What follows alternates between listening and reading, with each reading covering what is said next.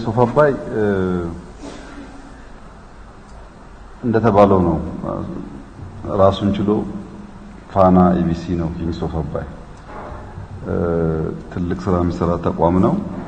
ኪንግ ሶፍ አባይን ጠላቶቻችን በጣም ይፈራሉ፣ ያከብራሉ።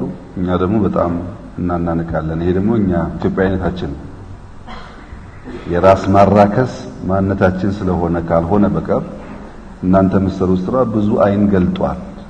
አረብኛ ቋንቋ መጠቀም መገልገል የነበረባት ኢትዮጵያ አላግባብ ከአድቫንቴጅ መውሰድ ካለባት ቋንቋ ርቃ ካለማንነቷ ሮንግ ነገር ሲሳል ምን እየተደረገ እንዳለ እንኳን ማትራቅ ሆናለች። ከዛ አንፃር አንተና ጓደኞች ትልቅ ስራ መሰሩት። የኢትዮጵያ መንግስት በግሌም ትልቅ ክብር አለኝ። ሀቅ ሁልጊዜ ከውሸት ከቅጥፈት ጋር እኩል ሀብታም አትሆንም። ነጋዴም ብትሆን አትችልም። ባለስልጣንም ብትሆን አትችልም። የሚዲያ ሰውም ብትሆን አትችልም። በሁሉም መንገድ ሀቅ በጣም ደሃ ነች።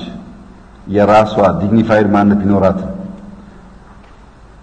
ቅጥፈት ነው ሀብታም የሚያደርገውና ሀብታም መሆን ከፈለክ ውጣ ካለህበት እንትን ሀቅን ከመረጥክ ግን በቃ ሀቅ የሚያስከፍለው ዋጋ ደግሞ አብሮ መውሰድ ያስፈልጋል ማለት ነው። አሁን አንተ ብትዋሸው ነገር ብትል ብዙዎቻችን ይከተላል። ግን አንተ የምትናገረው ቁም ነገር ነው።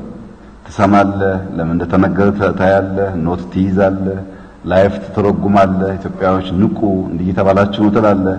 እና ይሄ ምርጫ የራስህ ነው። ሀቅ ከፈለጋችሁ ብዙ ፎሎወር ብዙ ገንዘብ አትጠብቁ።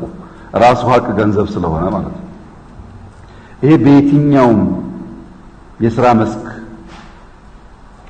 የሚያጋጥም ፈተና ነው። በሚዲያ ብቻ አይደለም።